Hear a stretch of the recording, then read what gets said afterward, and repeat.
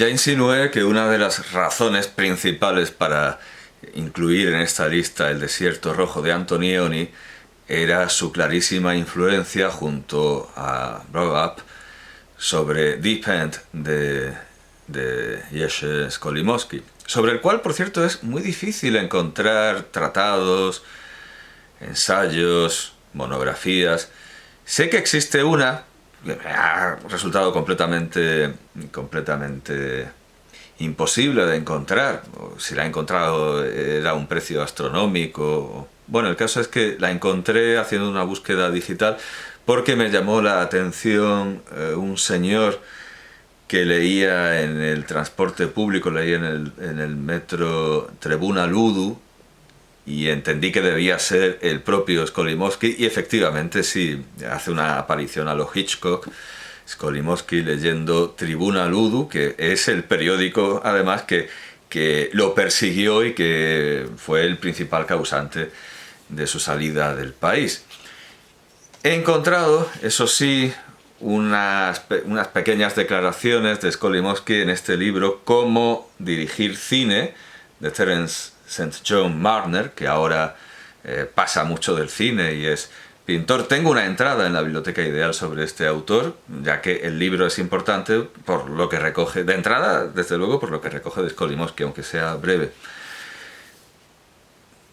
En Polonia, bueno, lo presenta así.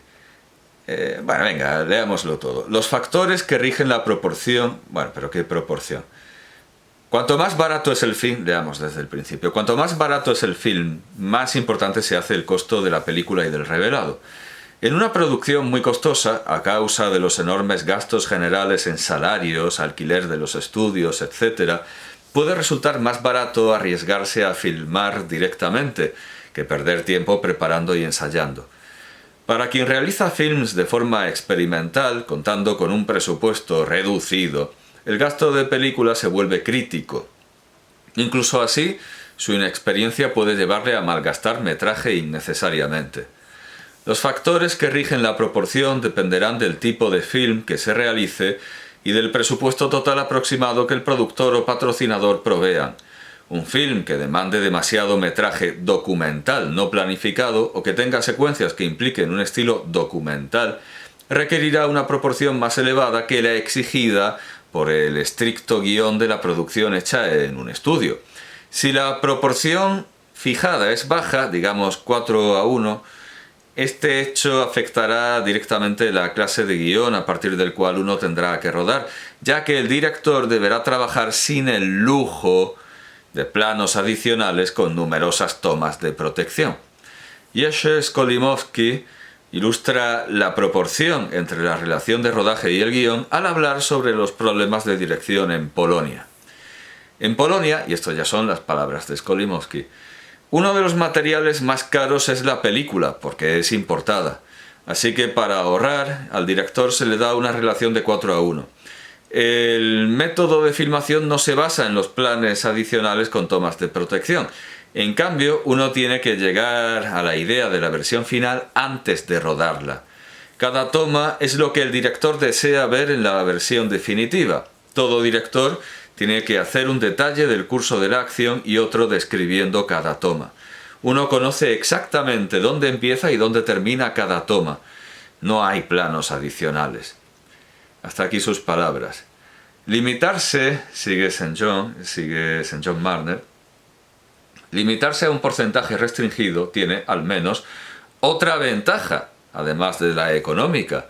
Lo fuerza a uno a elaborar cada secuencia concienzudamente. En una etapa muy posterior, Skolimowski fue capaz de hacer Deep End en Inglaterra y Alemania, es decir, cuando ya tenía dinero y tenía película y no había por qué hacer estas economías, no había por qué llegar a esta austeridad polaca, que por cierto Austeria es una gran película polaca. No había que llegar a austeridad, no había que llegar a austeria, no había que ahorrar tanto, pero él fue capaz, gracias a esa formación, a esa instrucción más que polaca, espartana, él fue capaz de hacer Deep End en Inglaterra y Alemania con una relación de 7:1, rodando el 80% del film, cámara en mano.